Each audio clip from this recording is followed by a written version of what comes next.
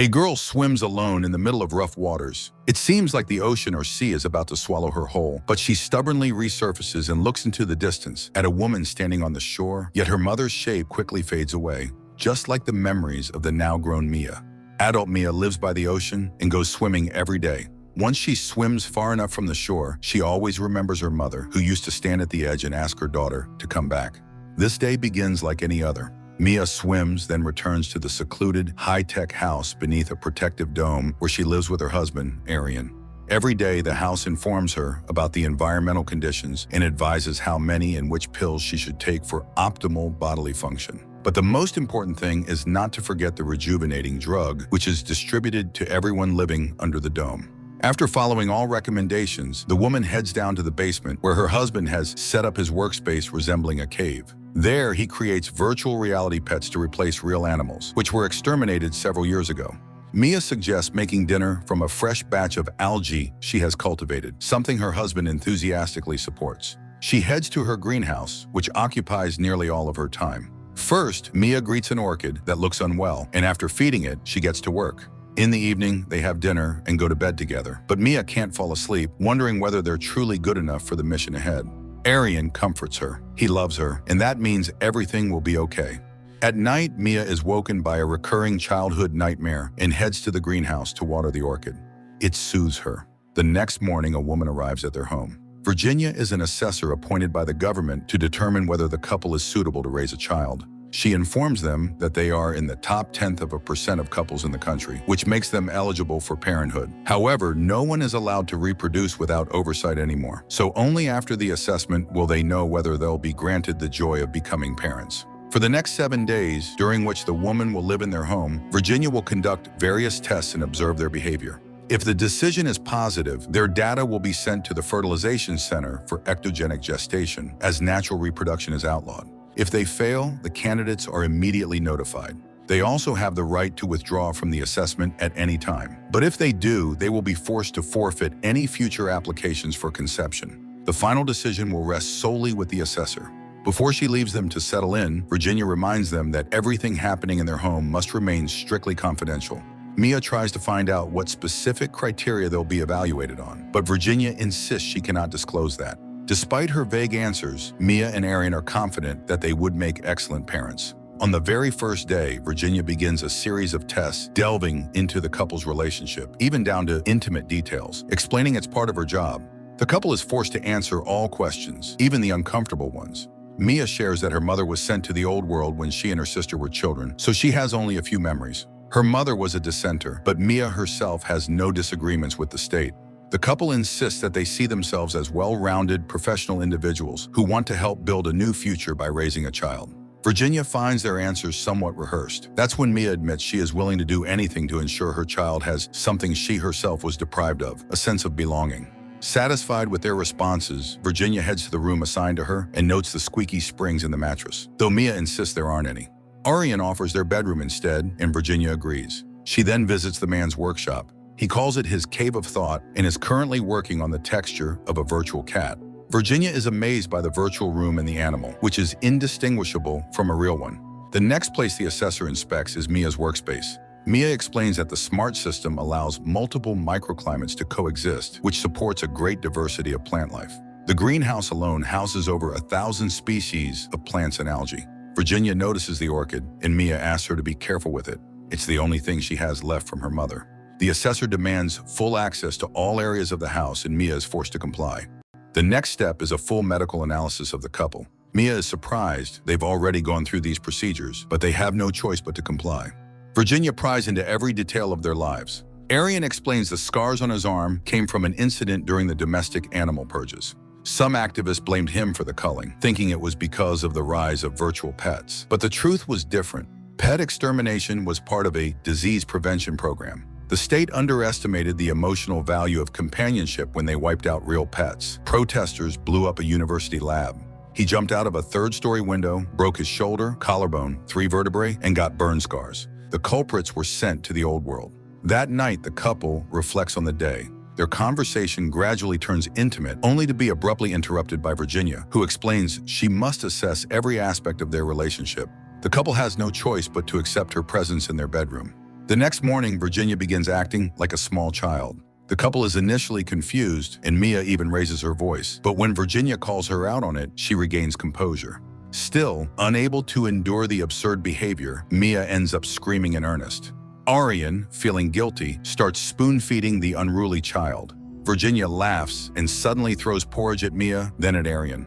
The man curses and Virginia immediately repeats his words. While Mia rinses her husband's eye, Virginia stays alone in the kitchen. But when the couple returns, they freeze in horror. Everything is overturned, dishes scattered everywhere, and the girl is nowhere to be seen. They rush to find her and eventually discover her in Arian's cave, where Virginia is dancing wildly, sending the man into a rage. He shouts, demanding that she stop this behavior. Virginia then announces that the test is over. She declares that she is now an adult again and ready to discuss what happened. But at that moment, a package arrives. Inside are parts of a children's play tent, which they are instructed to assemble by morning. The couple gets to work. At first, it proves quite difficult, but by dawn, the tent is fully assembled, except for one final piece, which Mia throws into the sea. In the morning, Virginia inspects the tent and climbs inside. Strangely enough, she finds no flaws and approves the parents' work. Later, Arian goes down to the basement to continue developing a monkey. Virginia joins him and begins telling him about her cocker-poodle she had as a child. When it came time to have the dog put down, she was afraid he'd have to die with a stranger. So she got sleeping pills and did it herself. Then she cried for a long time. Arian offers her to pet the animal, and she eagerly does, marveling at how real its fur feels. Then she asks to play. When Mia walks in, she sees the two of them wrestling and laughing on the rug. Her husband explains they were playing tigers. Mia is forced to pretend this is perfectly normal. The next day, they all go to the seashore together, where Virginia starts a game of hide-and-seek. Arian enthusiastically joins in and goes along with her antics, later telling Mia he's simply refusing to be provoked. They argue about it and suddenly notice Virginia is missing. The couple frantically searches for her, and Mia eventually finds her in the surf. She pulls Virginia ashore, admitting she was terrified for her, but Virginia simply says she was a starfish and walks away. The couple is left confused, unsure of how to act, and Mia, in desperation, screams that she wants a real child. Arian continues playing along and carries Virginia back home on his back. It starts to rain and his back begins to ache. Mia offers to carry the daughter the rest of the way, but Virginia refuses, declaring she only wants her daddy. Eventually, they go inside while Virginia remains outside, shivering in the rain.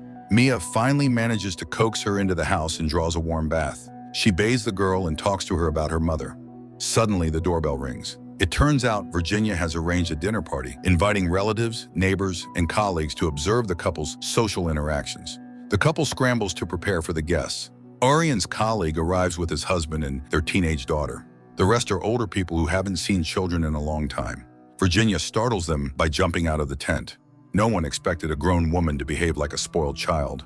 During dinner, she pesters the guests, grabs food off their plates, and causes general confusion. Unexpectedly, Arian's mother arrives, clearly not thrilled by the invitation. Virginia's strange behavior continues, shocking the teenage girl who can't figure out how old this auntie really is. The adults start talking about work. One of the guests mentions classified reports claiming there's life on the Forbidden Lands, and even natural childbirth like in the Dark Ages. The children there live short, miserable lives, while here population is strictly controlled. The guests offer a toast to the future parents, and Arian's mother accidentally reveals that he and one of the guests had previously applied for parenthood. This is a bombshell for Mia. The conversation shifts to the New World and those who were exiled there. They mention that Mia's mother was banished for lies and disinformation. One of the women turns out to remember life before the boundary. She's 153 years old. At first, everyone talks about how wonderful it is to have real summers again, but summer never ended. Unbearable heat, endless storms, no harvest, no shelter, nothing useful, hunger, disease, the extinction of many animal species. People killed each other for scraps, and in the end, destroyed themselves out of greed and apathy. One day, the survivors found a solution, a new world, but there wasn't room for everyone. They had to make hard choices for survival. So even though people can now grow food in greenhouses and produce offspring, they haven't conquered nature, only borrowed it, and soon, nature will demand it back. At the end of this speech, Virginia, who has climbed into a guest's lap, urinates on her. Chaos erupts. When someone accuses Mia of coming from a line of bad mothers, she punches the guest. The dinner ends abruptly. Mia puts Virginia to bed and goes to her husband, who brings up what happened. He had kept his previous application a secret, afraid of losing her. The couple reconciles, but the events only add to the underlying tension. That night, Virginia comes to their bed, claiming to be scared of a bad dream. Mia allows her to sleep in the middle. The next morning, Arian heads to work while Virginia goes to Mia's greenhouse to ask what she thinks about everything that's been happening. Mia assures her that both of them are handling the test perfectly well. Later, Mia suddenly gets a call. Her sister is sick and in the hospital. According to the rules, if either test subject leaves, the evaluation must be halted. But Virginia grants her special permission to leave as long as she returns by 6 a.m. That night, Virginia gets into bed with Arian and, despite his resistance, coerces him into intimacy, claiming it is part of the evaluation. She assures him that Mia will never find out and praises him profusely, both as a man and as a scientist. When Mia returns home early in the morning, she slips into bed between her husband and their daughter. In the morning, she says the hospital call was a mistake, just a mix-up of names. Virginia continues acting like a child, though it's clear Arian is finding it increasingly hard to maintain his composure. Mia senses something happened and asks her husband to watch over Virginia while she goes swimming. The woman heads for the sea while Virginia asks Arian to play with her, but he's busy working and tells her to play outside on her own. Virginia goes outside and tries to catch up with Mia, but realizing she can't, she heads to the greenhouse. While Arian works on refining the monkey, Virginia begins systematically destroying the greenhouse, ruining everything Mia holds dear. She breaks the equipment, sits on the floor, and sings a song about a beautiful fly that flew away into nowhere, just like her beautiful baby. A fire breaks out in the greenhouse, but Virginia doesn't hurry to escape. Instead, she lies down on the floor. Returning from the sea, Mia sees a column of smoke and rushes toward the greenhouse, shouting her husband's name. At that moment, Arian is happily admiring the result of his work. The monkey feels completely real to the touch. The smart house notifies him of a problem in the greenhouse, and he heads there as well. But unlike Mia, he's in no hurry to save Virginia. Mia breaks down the door, finds the woman inside, and drags her out. Arian revives her while the greenhouse burns to the ground. Later, Arian tries to get Virginia to eat, but she leaves the table. He scolds Mia for not thinking about her own safety, but she reminds him that Virginia could have died. Mia finds Virginia and confesses that the greenhouse was her greatest achievement. Years of work went into it. Doesn't Virginia understand what she's done? The final day of evaluation arrives. Virginia announces that they have proven themselves to be serious, responsible candidates with a high level of competence, but their application has been denied. Shock ripples through the room. In a moment of heat, Arian admits that he did whatever it took to get what he wanted. Realizing what happened between them, Mia bursts into nervous laughter, accusing her husband of being intimate with a child. Virginia leaves. Mia goes to the remains of her greenhouse. She sifts through the ashes and suddenly finds the part of the tent she once threw into the sea, and she realizes Virginia knew from the very start that they had tried to deceive her. She destroys the cursed tent, ignoring her husband's attempts to comfort her. Then he takes her into his cave and shows her the child he created. Mia holds the baby, and for a moment she seems perfectly happy, but then she suddenly drops the child and walks away. Arian is confused. He did everything he could. He was told that childlessness is the price people pay to drink clean water, to live, to breathe. His wife explains that the child doesn't smell like anything. It isn't alive, and now she must understand why they were really rejected. Mia travels to the city and tracks down Virginia, whose real name is Grace. She wants just one thing, an explanation as to why she and Arian were denied the right to have a child. Grace tries to scare her, telling her she's committing a crime, but Mia won't back down. She reminds her that she saved Grace's life, and now she owes her the truth. Mia realizes that Grace is afraid of something and presses further. The assessor admits she followed the protocol. They failed, just like all the others. Realizing she said too much, Grace falls silent, but Mia understands. Every couple that applies is denied. Grace is forced to confess in the last 6 years, not a single application has been approved, but shutting down the program would destroy the public's morale. That's why the assessors must do everything possible to help couples accept rejection. Most of them burn out and leave the profession, but Grace stayed, clinging to the reward she was promised, a chance to have a child of her own after losing her 8-year-old daughter. Grace cries. Mia can't even imagine what it's like to lose a child. Grace confesses, her daughter drowned. After hearing this, Mia remembers the guest's words about the new world where people still survive, but Grace refuses to go. She's too old now, and without the youth serum, she wouldn't last long. Sometime later, Grace, Virginia, is assigned to assess another couple. She travels to their home where, like so many others, they insist they're ready to be the best parents. They show her to the room prepared for her stay. The woman of the house leaves briefly, but when she returns, the assessor is nowhere to be found. She steps onto the balcony and sees Virginia's lifeless body on the ground below. Meanwhile, Aryan is caring for a little girl in his cave, and Mia is passing through the checkpoint at the border of the old world. She surrenders her rejuvenation medication and walks on. Aryan runs along the shore with the now older girl. When they return home, a virtual version of Mia waves at them from the porch. The real Mia approaches the final chamber before entering the old world. People suit up in protective gear and walk into the unknown.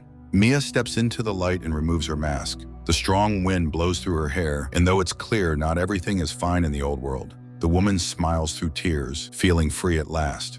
Despite the film's intricate structure, with elements of social and environmental drama, personal conflict, and science fiction, it becomes clear that the true conflict lies in a life decision. A choice that is incredibly difficult to make, but it must be made, even if it means sacrificing eternal youth and love.